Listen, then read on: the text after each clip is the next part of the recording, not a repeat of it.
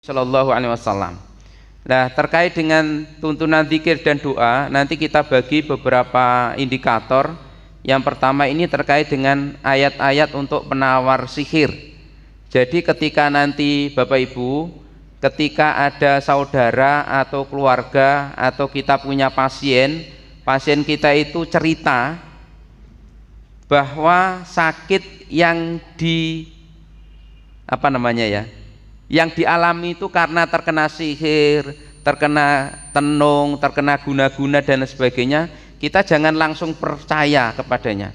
Karena kalau kita nanti terlalu mempercayainya, maka akan timbul prasangka yang buruk, atau bisa-bisa nanti kita akan terkena dosa syirik. Nah ini, maka untuk itu, untuk mengantisipasi dan mengatasinya, maka di sini kita bacakan tentang ayat-ayat untuk penangkal sihir ini. Dan ini insyaallah sangat mujarab, ya, sangat luar biasa ini kalau dipraktekkan. Kemudian termasuk doa untuk orang yang sakit. Jadi barangkali selama ini ketika ada saudara yang sakit, kita cukup mendoakan mudah-mudahan lekas sembuh, mudah-mudahan cepat sembuh. Nanti Bapak Ibu kita ajarkan bagaimana kita mendoakan orang yang sakit. Atau kalau ada keluarga kita yang sakit, ini nanti bisa kita praktekkan.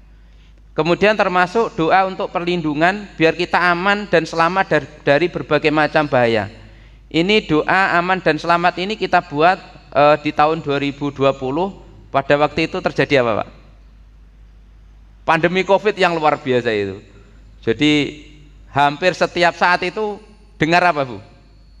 Kabar orang meninggal. Masjid ini mengabarkan meninggal, masjid sana mengabarkan meninggal. Akhirnya kejiwaan kita itu kan seolah-olah terganggu. Apakah ini giliran saya kan gitu. Jadi nyawa itu seolah-olah pada waktu itu ya luar biasa. Maka kita buat doa untuk perlindungan aman dan selamat. Tentunya doa ini juga berlaku walaupun pandemi Covid ini sudah mudah-mudahan selesai. Nah ini kalau kita lihat kasus di lapangan, insya Allah sudah aman, ya sudah aman. Tetapi untuk di legal formalnya ini memang perlu ada surat keputusan biasanya dari pemerintah untuk mencabut bahwa pandemi ini sudah selesai. Kemudian termasuk nanti Bapak Ibu terkait dengan kita sampaikan Ismul A'zam. Apa Ismul A'zam itu? Kita berdoa dengan nama-nama Allah yang agung. Ismul A'zam itu luar biasa Bapak Ibu kalau kita gunakan untuk berdoa. Maka apapun keinginan kita, apapun hajat kita, nanti kalau kita memakai Ismul A'zam ini pasti ini akan diijabah, pasti akan dikabulkan oleh Allah Subhanahu wa taala.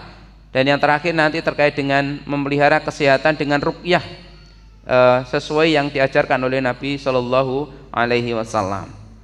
Nah, baiklah Bapak Ibu yang dirahmati Allah Subhanahu wa taala, untuk itu kita sampaikan materi yang pertama terkait dengan tuntunan orang yang sakit, ya.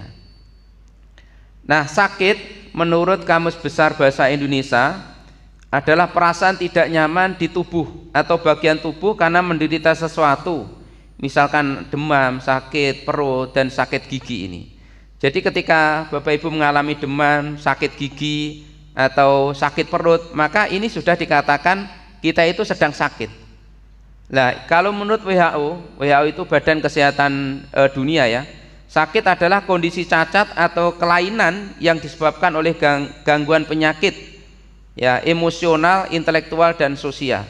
Jadi ketika ada salah satu organ tubuh kita ini tidak berfungsi dengan baik, ketika ada salah satu organ tubuh kita itu tidak normal, maka kita juga dikatakan termasuk orang yang sakit, ya. Sakit itu ternyata tidak hanya sakit fisik kita, ya, fisik kita itu sakit, psikologi kita itu sakit, emosional kita sakit, sosial kita itu juga sakit. Jadi ternyata sakit itu luar biasa. Ada yang sakit secara spiritual. Orang yang tidak sholat itu sakit enggak? Ya sakit secara spiritual. Nah, sebelum kita membahas materi lebih lanjut Bapak Ibu, kita perlu memahami tentang psikologi orang sakit. Nah, psikologi orang sakit. Nah, problem psikologi yang muncul apabila orang sakit ini mayoritas ketika orang sakit itu pasti mengalami hal-hal yang akan kita sampaikan ini. Satu, orang sakit itu cenderung mengalami cemas. Cemas enggak? Gelisah enggak? Khawatir enggak? Takut enggak? Ini mesti. Nah, kemudian yang kedua, tidak menyukai penyakit yang diderita, bahkan tidak menerima kenyataan atas penyakit yang diderita. Bahkan ada pasien itu yang menyampaikan seperti ini, Bapak Ibu. Kenapa saya harus stroke? Sengkleh ya, mati separuh. Kenapa saya harus punya penyakit kencing manis? Kalau cuma batuk, pilek, gebres-gebres gak apa-apa lah. Tapi jangan sampai ke stroke. Karena kalau stroke sudah tingkat parah itu ya luar biasa. Saya pernah tanya kepada teman itu yang bagian fisioterapi itu, ada pasien saya itu yang stroke ya. Stroke-nya itu sudah sengkleh separuh. Kemudian saya tanya, Mas, mohon maaf, pasien seperti ini apakah bisa disembuhkan 100%? Oh, enggak bisa, Mas. Mesti nanti akan ada bekasnya. Nah, ini. Mesti akan ada bekasnya kan seperti itu. Kemudian yang ketiga, ingin cepat sembuh dan merasa takut bila tidak sembuh dari sakitnya. Jadi kekhawatiran tidak sembuh itu luar biasa. Apalagi mohon maaf, masih muda, umur 30 tahun, apalagi belum nikah kan gitu. Umur 30 tahun, lara stroke urung rapi, ya ini repot. Nah ini, jadi harapan itu apa? Harapan itu seolah-olah itu terputus. Ya, masa depan itu suram. Nah ini. Kemudian ingin selalu dibantu dan dilayani dengan baik. Maka Bapak Ibu ketika kita ada keluarga kita yang sakit itu mesti manja bawaannya itu. Sedikit-sedikit itu ingin dibantu. Makan ingin disuapin, minum ingin diambilkan, lepas baju saja itu ingin dilepaskan, mandi juga ingin dibantu. Lah ini. Kemudian yang kelima, takut kehilangan orang-orang yang dicintainya. Ya, apalagi masih manten anyar ya. Mohon maaf, bahasanya manten anyar itu ya masih seneng-senenge kemudian sakit. Apalagi nanti suaminya ganteng, istrinya cantik, waduh saya lagi nikah 1 tahun lah wis loro, wis sudah sakit lah ini. Akhirnya takut kehilangan orang-orang yang dicintainya. Kemudian ingin dimengerti dan selalu diperhatikan, ingin selalu dilayani. Nah ini. Maka termasuk masalah-masalah yang sering muncul ketika di rumah sakit itu, biasanya ini manja pasien-pasien itu. Dikit-dikit protes. Pengen dilayani. Nanti yang disalahkan itu tugas dokternya, perawatnya, bidannya ini. Cenderung sensitif afeksinya. Jadi tindakannya itu sensitif. Jadi ketika kita misalkan menyampaikan kata-kata tertentu, apalagi mohon maaf, kita bisik-bisik ya. Bisik-bisik sama teman kita di sebelah itu, nanti itu bisa menjadi masalah. Dikira apa? Ngerasani. Lah ini, jadi harus hati-hati betul. Kemudian cenderung tidak menyukai nasihat. Jadi orang sakit itu kalau dinasihati itu protes. Bapak Ibu yang sabar ya. Apa jawabannya? Sabar apa? Anda tidak pernah mengalami apa yang saya rasakan. Enak Anda mengatakan sabar, Anda belum pernah mengalami sakit ini. Saya pernah Bapak Ibu sekitar tahun 2010 itu ada pasien kita datangi, kita sampaikan, Bapak mohon maaf yang sabar. Saya langsung dibentak Pak pada waktu itu. Mas enak jenengan minta minta untuk sabar, jenengan belum pernah mengalami apa yang saya rasakan. Nah ini.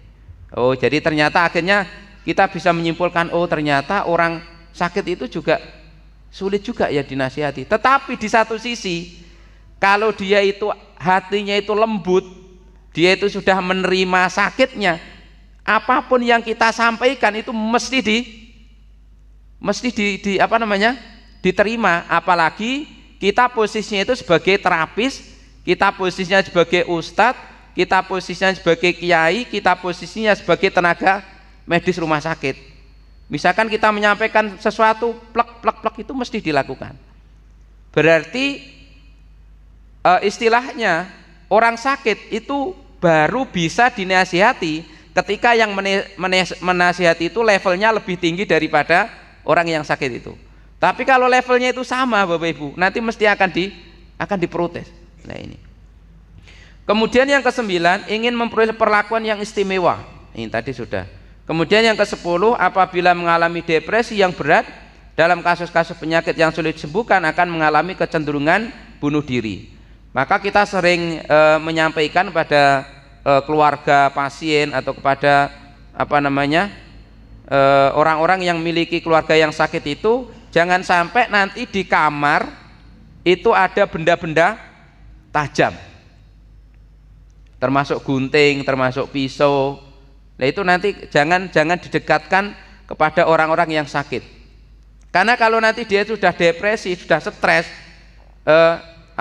dia nanti akan terjadi percobaan bunuh diri. Kemarin Bapak Ibu kita mengunjungi salah satu pasien itu, tangannya yang sini itu melembung besar, dia minta pisau. Mas, tolong saya dikasih pisau. Untuk apa Pak pisau? Ini untuk nyubles. Lah kenapa dicubles? Ini mesti airnya banyak ini. Lah ini, mesti ini airnya banyak kan itu. Lah padahal ketika di rumah sakit yang berhak untuk nyubles itu siapa? Berhak untuk membedah itu siapa? Bedah. Dokter bedah. Jadi tidak sembarang kita itu bedah ini. Nah, akhirnya ketika kita nasihati malah misuh-misuh. Lah ini mohon maaf Bapak Ibu. Kita ngaji seperti ini, itu sebenarnya kita itu menyiapkan ketika suatu saat kita mengalami dalam kondisi yang sulit, biar kita itu juga tahu. Ada loh Bapak Ibu, mohon maaf, orang itu ketika sakit itu bukan ingat kepada Allah, tapi malah misuh Pak. Jadi pisuan itu dari A sampai Z itu keluar. Pernah ada pasien itu Bapak Ibu membetulkan plafon, akhirnya dia naik di plafon itu, jatuh, kepalanya itu natap lantai, akhirnya dia dilarikan ke rumah sakit. Setelah dia dilarikan ke rumah sakit, itu mulai dari dia datang sampai dirawat beberapa hari di situ itu tidak ada kata baik yang dikeluarkan. Itu pisuan itu dari kewan apapun itu keluar. Sampai pasien-pasien yang ada di sekitarnya itu tidak nyaman, akhirnya dirujuk. Itu pisuan itu. Dan ternyata kita ajari untuk mengucapkan kalimat thayyibah itu dia juga tidak bisa, karena kesehariannya dia tidak kenal kalimat-kalimat tauhid ini. Nah, maka dari itu, seorang terapis atau seorang pembekam, seorang peruqyah ini harus mampu memahami psikologi orang sakit, atau harus mampu memahami psikologi pasien. Agar apa? Agar dapat melayani dan memuliakan mereka menuju kesembuhan yang sempurna dan lebih bermakna. Nah, beberapa nilai psikologi yang perlu dimiliki seorang pembekam atau seorang terapis, seorang peruqyah. 1, manusia baik dalam keadaan sehat maupun sakit, pendekatan yang digunakan dalam memandang pasien bahwa manusia sebagai makhluk bio, fisiko, sosio, spiritual. Bio itu terkait apa? Bio itu jasmani, fisiko kejiwaan, sosio sosialnya, spiritual kedekatan dengan Tuhan. Jadi kita memandang pasien itu harus luas. Ya, kita lihat fisiknya, kita lihat lingkungan sosialnya, kita lihat agamanya. Agama yang lebih dekat dengan spiritual ini. Yang kedua, keyakinan bahwa yang bisa menyembuhkan penyakit hanyalah Allah. Ini yang perlu kita pahami bersama. Jadi bukan obat, bukan pembekam, bukan petugas medis. Jadi petugas medis itu tidak bisa menyembuhkan. Sepintar lembu profesor ya, setingkat profesor pun dokter itu tidak bisa menyembuhkan menyembuhkan orang yang sakit. Nyatanya obat COVID sampai sekarang ada enggak? Obat HIV itu ada enggak? Enggak ada. Kalau ditanya secara agama, ada enggak obat HIV itu? Ada. Obatnya apa? Belum ditemukan. Kenapa belum ditemukan? Kalau ditemukan Pak, bahaya ya. Mungkin terjadi perzinahan di mana-mana lah ini.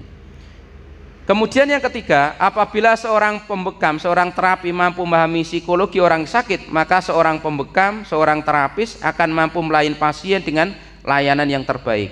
Jadi kita nanti melayani pasien itu seperti kita melayani keluarga kita sendiri. Jadi tidak dibedakan. Kalau yang datang itu orang kaya, kita melayaninya itu super. Kalau yang datang itu orang miskin, ya ala kadarnya. Nah ini tidak boleh. Nah ini. Nah menurut Ibnu Qayyim Az-Jauziyah dalam kitab At-Tibbun Nabawi, bahwa penyakit dibagi menjadi dua, penyakit hati dan penyakit jasmani. Penyakit hati itu apa? Ragu-ragu. Ada bapak ibu yang ragu-ragu mau datang ke sini? Alah, saya ragu-ragu mau ke sini. Nanti jangan-jangan tidak ada yang datang. Jangan-jangan nanti pemateri ini umbluk lah itu. Apa umbluk? Pemateri ini orang pernah teko, belum pernah ketemu. Nanti jangan-jangan gimana deh? Ragu-ragu. Jadi kalau kita ragu-ragu itu berarti kita kena apa? Penyakit hati. Yang kedua syahwat. Ya, Bapak Ibu, syahwat itu termasuk ini penyakit yang tidak bisa disembuhkan kecuali dengan iman, itu syahwat Pak. Terjadi perzinahan LGBT ya, yang sekarang itu lagi final, itu penyakit syahwat Bu. Yang bisa menyembuhkan itu kalau dalam kitab At-Tibbun Nabawi itu Nabi. Cuma pertanyaan, Nabi sekarang kan sudah tidak ada. Berarti bagaimana kita mengobatinya? Itu ternyata dengan kita meningkatkan iman kepada Allah Subhanahu wa taala, kita dengan mempelajari, mendalami agama ini bisa menimbulkan syahwat ini. Kemudian marah. Ada yang suka marah-marah. Bapak Ibu, ada penyakit stroke, kemudian penyakit kencing manis, atau istilah bahasa medis itu penyakit degeneratif ya. Penyakit yang tidak bisa disembuhkan itu sebabnya itu ada tiga. Satu, suka marah-marah. Kedua itu jengkel. Yang ketiga itu hasad. Kalau kita memiliki tiga penyakit ini, ini sulit ini disembuhkan. Nah ini termasuk di sini Ibnu Qayyim menyampaikan marah, gelisah. Gelisah itu khawatir, jadi tidak ada ketenangan. Kemudian depresi. Depresi itu seperti apa ya? Stres. Ya, stres ini. Lah, bagaimana obatnya? Kalau penyakitnya seperti ini, obatnya itu harus bahagia, senang, tenang. Orang sakit itu cenderung murung atau bahagia? Orang sakit. Orang sakit itu afeksinya tadi itu cenderung marah. Jadi kalau punya kedengaran kata-kata agak kasar sedikit itu marah nih. Lah, penyakit jasmani itu termasuk buta, pincang. Nah ini. Lah kita itu harus sehat dua-duanya, sehat jasmani dan sehat rohani. Ini menurut Ibnu Qayyim. Kalau menurut WHO tadi, ya kita harus sehat secara spiritual, sosial, kemudian jasmani, kayak gitu. Ada 4 tadi ya. Ada 3 pondasi dalam pengobatan jasmani manusia. Ya, kita harus memelihara kesehatan, Bapak Ibu. Jadi termasuk ketika kita itu sehat pun, maka kita dianjurkan untuk bekam, Pak. Ada yang sudah berbekam? Ada yang belum pernah berbekam? Nah, berbekam itu termasuk sarana memelihara kesehatan. Ada yang sudah ruqyah mandiri? Ada belum? Alhamdulillah. Yang belum nanti kita ajari. Kemudian yang kedua, melihara hal yang membuat sakit. Bapak Ibu, ketika kita itu termasuk orang yang alergi dingin, maka ya jangan sekali-kali kita minum air dari kulkas. Kalau kita termasuk orang yang alergi debu, ya jangan suka bermain-main di tempat perdebuan. Kalau kita itu alergi kebul, bulek itu apa tadi? Asap, ya kita harus menghindari ini. Kalau kita melawan, kita terkena namanya sunatullah. Lah, sunatullah ini. Kemudian yang ketiga, menghindari makanan yang dapat merusak kesehatan badan. Ya kita hindari alkohol, ya rokok. Ya ini nanti akan disampaikan oleh Ustadz Roni ini bagaimana mengobati terapi pecandu rokok. Nah ini. Kemudian jenis-jenis penyakit jiwa tadi sudah, gelisah, marah, dengki, iri hati, adu domba, kemudian depresi, panjang angan-angan, angan-angannya terlalu tinggi. Boleh apa enggak kita memiliki impian yang tinggi itu? Boleh, tapi harus dikendalikan ya, harus dikendalikan. Lah apa fungsi sakit bagi seorang muslim dan muslimah Bapak Ibu? Sakit adalah bagian dari ujian Allah ya, untuk membuktikan keimanan dan meningkatkan derajatnya ini. Kemudian yang kedua, Allah memberikan ampunan atas segala dosa orang-orang yang sakit ini. Jadi kalau kita lihat fungsi daripada orang sakit ini Pak, sebenarnya kita diuji Allah sakit itu seneng apa seneng? Kenapa seneng Bu? Iman kita ningkat ya, derajat kita dinaikkan, dosa kita itu dihapus. Seharusnya kita senang. Kenyataannya enggak usah Pak, kita enggak usah mendapatkan pahala dari ini aja, kita mendapatkan pahala dari nikmat sehat aja. Itu ada yang boleh enggak kita memilih seperti itu? Boleh ya. Bagaimana kita menghadapi sakit Bapak Ibu? Jadi ternyata orang menghadapi sakit itu ada dua ya. Ada orang menghadapi sakit dengan cara yang negatif ini. Itu orang itu biasanya kalau negatif dengan sakitnya itu selalu berkeluh kesah, berprasangka buruk pada Allah, berpikir negatif, berputus asa. Kalau orang positif bagaimana? Sabar ya, berbaik sangka kepada Allah, memikirkan hal-hal yang positif, tawakal atau berserah diri pada Allah. Lah, bagaimana ketika kita itu sakit? Apa kewajiban yang harus kita lakukan? Satu, jika sakit segeralah berobat. Jangan mende-mende. Mende-mende itu apa? Jangan menunggu. Kalau kita sakit udah berobat. Sunatullahnya itu berobat, sakit berobat. Saya tidak usah berobat, yang penting saya pasrah aja. Toh hidup mati itu sudah di tangan Allah. Kalau memang Allah mentakdirkan mati, berobat pun kan tetap mati. Lah kalau kita pikirannya seperti itu, sama saja kita mengantarkan mati lah kan gitu. Lah kalau kita itu mati, ditakdirkan mati oleh Allah, tetapi setelah ada ikhtiar, lah itu kita itu mati yang jos Pak ya. Misalkan kita itu mati ketika kita itu berusaha berobat, itu mati yang jos. Tetapi kalau kita mati itu tanpa ada ikhtiar sama sekali, lah ini ya sama saja menjerumuskan diri ini. Kemudian berobat dengan ketentuan yang syar'i. Ada di sini dukun itu ada Pak di Malang. Kalau di Ponorogo luar biasa Pak, perdukunan itu luar biasa. Orang sakit itu, sana perginya ke dukun. Saya itu ada pasien itu, saya tanya, apa sakitnya Bapak? Kencing batu. Kencing batu itu berdasarkan apa? Ini hasil cek di rumah sakit.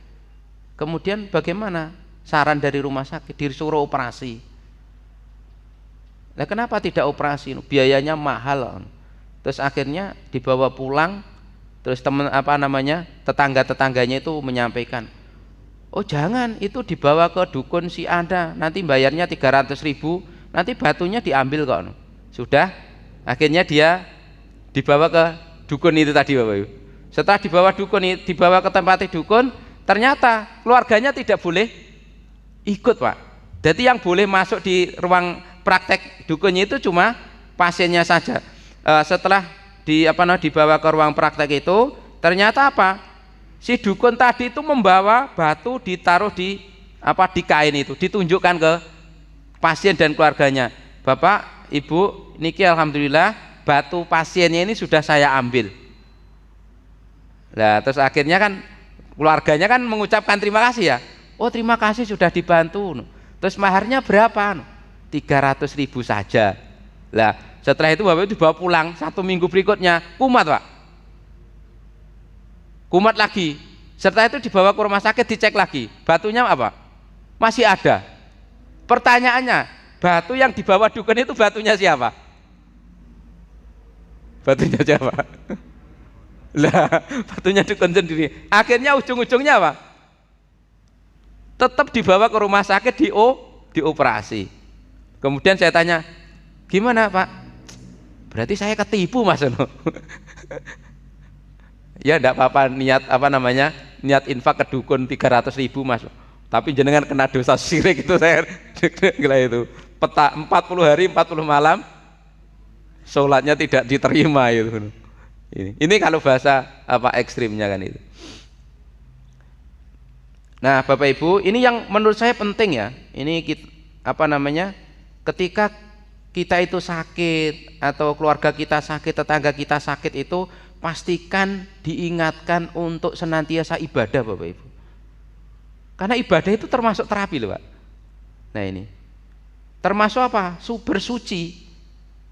Kalau tidak, misalkan ini, ketika ada pasien dia sakit, ketika kena air, pasien ini sakitnya tambah parah, apa yang harus dilakukan?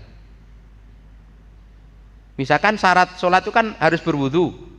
Kalau pasien itu nanti wudu, itu sakitnya tambah parah, bagaimana? Tayamum. Berarti Bapak Ibu harus bisa tayamum. Tayamum untuk diri sendiri, tayamum untuk mengajari keluarganya.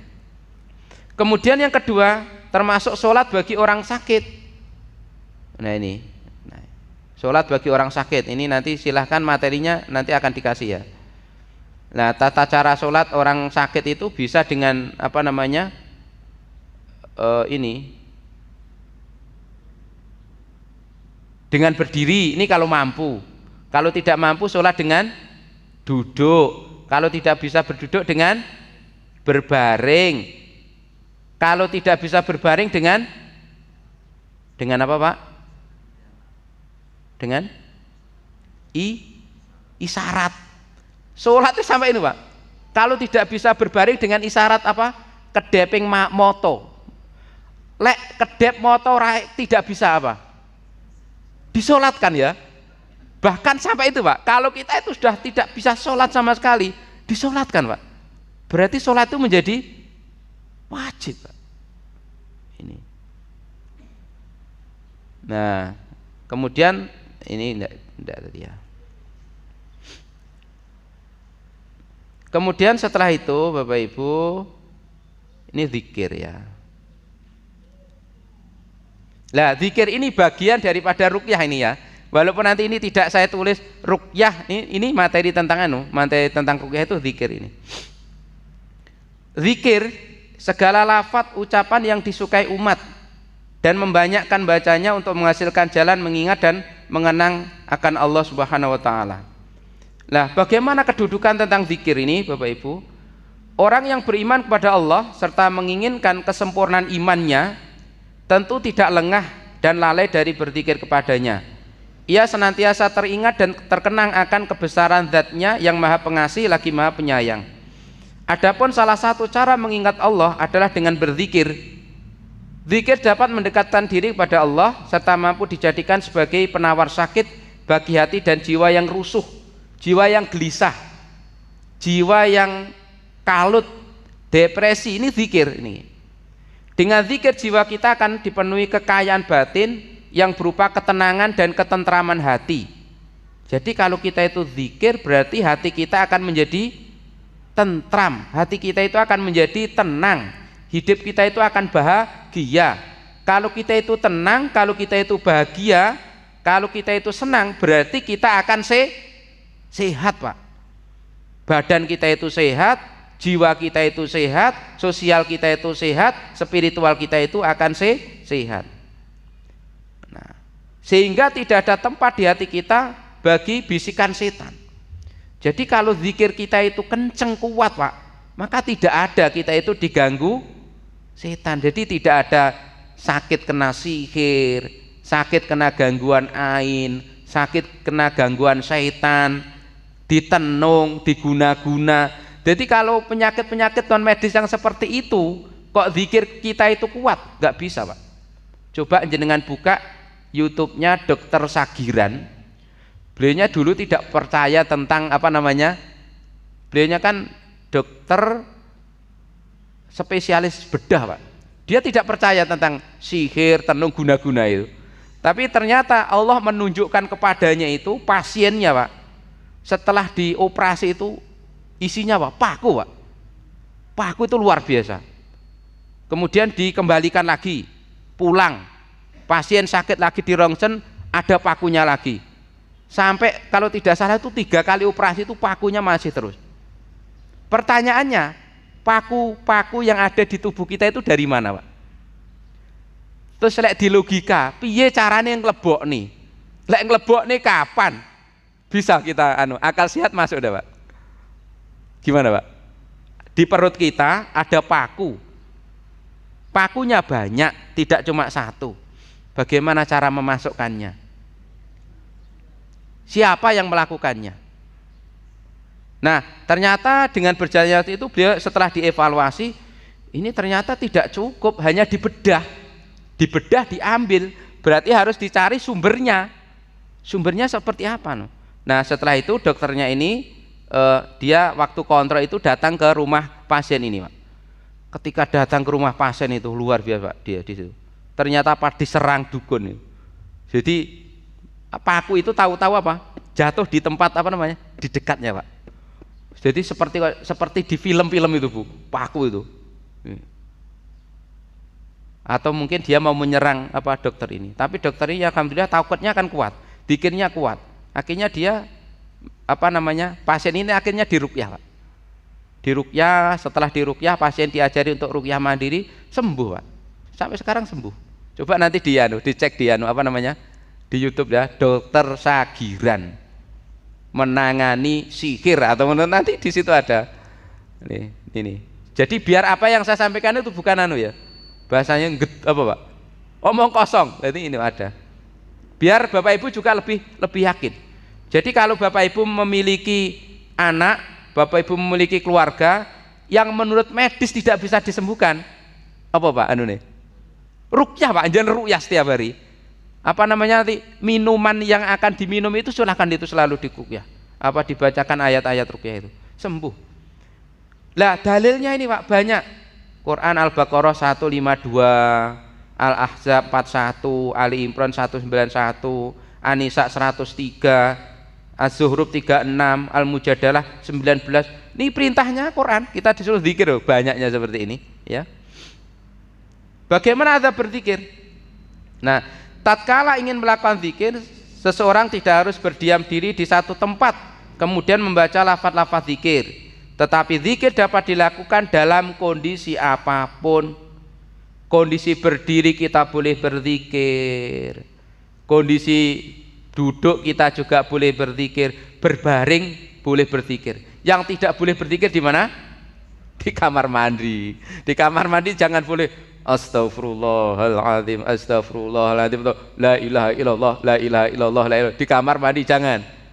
Kenapa tidak boleh? Gak sopan, Pak. Kalimat nama-namanya Allah dibaca di tempat-tempat yang jorok. Tapi ngusir jin, Pak. Katanya setan itu tempatnya di kamar mandi. Lah ya caranya ya jangan seperti itu. Berarti bagaimana kita mengusir jin di kamar mandi? Ketika mau masuk berdoa. Kan sudah ada tuntunan doa mau masuk kamar mandi. Ketika keluar juga berdoa. Kalau mau masuk, kaki yang dilangkahkan yang kanan atau kiri? Kiri, ya. Nah, bacaan-bacaan zikir Bapak Ibu niki silahkan nanti diamalkan ya. Tasbih. Tasbih itu bagaimana? Nah, tahlil. Tahlil. Nah, tahmid. Takbir. Takbir. Allahu Akbar. Nah, ini yang kita sering kenal itu kan itu ya. Ketika demo itu takbir, takbir lah ini. Nah, hauqolah. Bapak Ibu kalau panjenengan belum punya simpanan di surga, perbanyak membaca kalimat hauqolah, Pak. Jadi ternyata kalimat hauqolah itu simpanan kita di surga ini. Jadi biar nanti kita di akhirat bisa ngunduh ya, bisa memanen ini hauqolah. Hasbalah, apa hasbalah? Hasbiyallah. Hasbiyallah yang paling pendek hasbiyallah. Kalau yang panjang nggih hasbiyallah wa ni'mal wakil. 'Alallahi tawakalna. Kalimat basmalah bismillah. Bismillahirrahmanirrahim. Kalimat istighfar, istighfar itu macam-macam, ada yang astaghfirullah. Astaghfirullah alladzi la ilaha illa huwal hayyul qayyum wa atubu ilaihi. Astaghfirullah wa atubu ilaihi. Kemudian termasuk Sayyidul Istighfar. Bagaimana bacaannya? Sayyidul Istighfar. Allahumma anta rabbi la ilaha illa anta khalaqtani. Ini Sayyidul Istighfar. Kalimat sholawat, ya sholawat yang paling pendek ya Allahumma sholli ala Muhammad wa ala ali Muhammad. Nah sholawat yang paling panjang ya sholawat yang ada di dalam sholat. Jadi kalau kita itu ingin membaca sholawat, sholawat kita itu berpahala, silakan kita membaca sholawat yang ada tuntunannya Pak. Kalau membaca sholawat yang di luaran kadang-kadang untuk apa lagu-lagu terus nggak jogetan-jogetan kayak ya kalau kita apa namanya sudah tahu seperti ini kita ngamalkan sholawat yang sudah jelas aja. Allahumma sholli ala Muhammad, Allahumma sholli ala Muhammad. Ini luar biasa. Dan zikir ini dengan membaca Al-Quran. Nah, dengan membaca Al-Quran baik secara keseluruhan atau ayat-ayat dan surat-surat tertentu Pak. Jadi saya mau membaca zikirnya Al-Quran dari Al-Fatihah sampai An-Nas, boleh enggak? Boleh, maka kalau bisa malah dianjurkan. Bapak Ibu, ayo kita mengenang waktu Ramadan. Ramadan khatam berapa kali Bu? 2, 3, 4 kan gitu. Sekarang sudah berapa? Ini sudah 15 awal lebih ya. Nah coba semangat kita waktu Ramadan kemarin, ayo ini kita kita hidupkan kembali ini di bulan Syawal dan seterusnya. Karena ketika saya ketemu dengan teman-teman itu beliau bangga ketika Ramadan. Pak Bu Haji, saya Ramadan tahun ini bisa menghatamkan 2 kali Pak Bu Haji. 3 kali. Lah Syawal dan seterusnya enggak. Jadi setahun khatamnya 2 kali waktu Ramadan.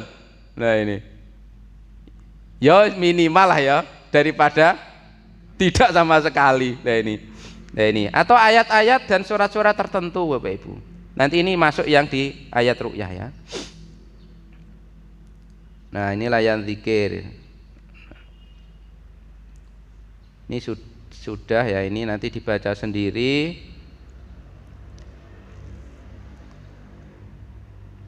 Nah kita doa Bapak Ibu.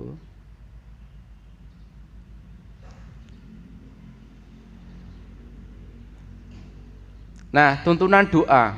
Nah Bapak Ibu, doa ucapan permohonan dan pujian kepada Allah dengan cara-cara tertentu. Nah doa, berdoa merupakan ibadah, bahkan intisari ibadah. Doa merupakan ibadah yang tidak menurut syarat-syarat dan rukun yang ketat.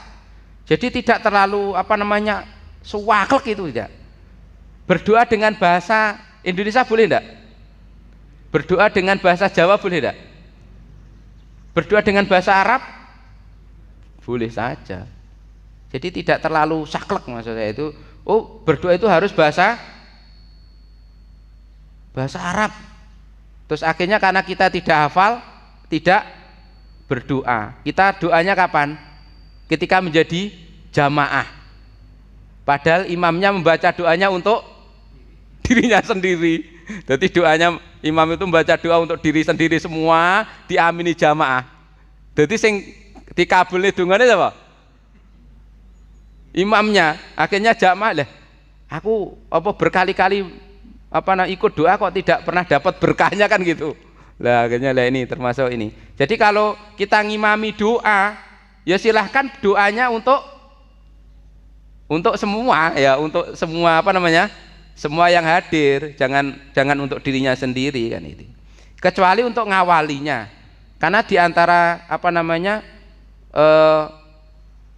syarat doa itu diusahakan sebelum kita memintakan ke orang lain itu njaluk untuk diri kita Pak. Ternyata ada, coba nanti mudah-mudahan ada di sini ya. Nah dalil doa itu apa? Quran surat Al-A'raf 180, kemudian Al-Ghafir ayat 6. Nah ini ada berdoa Bapak Ibu. Berdoa adalah dilakukan dengan tulus ikhlas. Berdoa diperbolehkan setelah sholat wajib 5 waktu, sesudah sholat sunnah, atau pada situasi tertentu. Ini boleh. Nah ini tata cara berdoa dan adab berdoa sebagai berikut. Barangkali ini hanya mencocokkan saja, karena materi ini barangkali sudah Bapak Ibu dapatkan, atau barangkali sebagai bahan evaluasi, kenapa sih saya itu sudah 40 tahun berdoa memohon sesuatu tetapi belum terkabul. Barangkali adabnya Pak, tata caranya itu belum tepat. Kita itu kadang to the point Pak, walaupun mohon maaf to the point itu juga bisa dikabulkan Pak. Saya punya cerita kemarin di Ponorogo, sudah saya ceritakan ini. Saya itu punya teman di Madiun Bapak Ibu, beliaunya itu ikut pengajian, salah satu ustadznya itu menyampaikan seperti ini, ciloko, sini bisa enggak bahasa Jawa? Seciloko-cilokone menungso kuwi menungso sing mati urung rabi. Dadi ngene, wong sing cilaka kuwi lek ngasek teko patine urung rabi, ngoten niku sak cilaka-cilakane menungso. Lah kanca kula niku wau Bapak Ibu kan sik enom urung rabi, dhek krungu kalimat niku wau mumet Pak teko omahe Pak. Boh lah aku kok mati piye kayak urung rabi, berarti aku termasuk orang yang celaka, secelaka-celakanya manusia kan itu. Akhirnya dia cerita ke ibunya, Bu, saya tadi ikut pengajian tapi termasuk saya orang yang celaka Bu. Kenapa? Saya belum nikah. Lah bar ngono si si anak niku, lah saya mau nikah tapi belum ada yo berdoa. Lah gimana Bu berdoanya? Ya Allah jodoh, ya Allah jodoh Bapak Ibu. Tapi syaratnya ibunya tadi sepertiga malam yang akhir sholat tahajud, setelah sholat tahajud perbanyak istighfar, setelah memperbanyak istighfar berdoa cukup ya Allah jodoh selama 40 hari. Nah, kan biasa tak Pak, orang dulu itu kan kalau menyuruh itu kan terukur jelas karena kan gitu. Nah setelah 40 hari dilakukan itu urung ketemu Pak. Lalu ibunya, Bu lah ini 40 malam loh urung urung ketemu. Ya teruskan berapa 40 malam lagi sampai kapan? Sampai ketemu jodoh Pak. Akhirnya sing ini anak tadi kan sekolah ngajar Pak. Ngajar itu ada rekrutmen tenaga pendidik. Akhirnya dia buka lowongan pekerjaan ya, yang yang dibutuhkan kan guru cewek perempuan, wis dipilih sing ayu-ayu bukan ketikane napa jenenge niku wau sing berkas-berkas niku wau. Setelah itu dites. Nah sing wayu dhewe niku ndelas dilebone masuk ada di guru teng mriku. Lah bareng ngoten niku kan sudah berjalan ya biasa ya pendekatan kenalan itu. Dia mau nembung sing guru baru tadi itu minder Pak, mohon maaf. Lah tak tanya kenapa lo tak minder? Saya itu kecil gak yo dari fisik itu enggak lek dijejerkan dengan dengan ini enggak masuk kan itu. Tapi akhirnya dengan dengan kekuasaan Allah itu dia berani untuk nembung Pak. Mohon maaf jenengan saya mau saya jadikan istri mau. Oh ini kewenangan orang tua, saya tidak berani jawab. Kalau memang niat Anda nanti tulus, silahkan kita agendakan ketemuan di Solo. Ternyata itu orang Solo Bu, yang perempuan tadi itu. Sudah setelah itu dia ngepit, zaman itu ngepit Pak, belum ada sepeda motor. Karena dari Madiun ke Solo itu ngepit Pak. Ngepit ke sana ketemu sama ngelamar nih wow. Setelah ngelamar itu langsung ditanya, lah apa sudah niat sungguhan? Oh iya, ditanya yang putri, apa sudah mau selama orang tua merestui siap kan ngoten. Terus akhirnya bawa mahar mahar untuk apa? Diijabkan sekalian. Waduh, ndak bawa kan ngoten. Lah terus akhirnya apa namanya sing ini wau bapaknya ini kan kebetulan naib Bu, ceritanya itu. Naib tukang ijab nih tiang niku lho. Tekok ning buke, Bu, jumukno mahar karo jumukno napa jenenge? Jas. Ini kita ijabkan sekalian. Bayangkan Bapak Ibu. Ini lek dilogikan kan seperti anu ya, dagelan, leluconan, tapi kenyataan, Pak. Kalau nanti mau dicek di Madiun itu, saya punya teman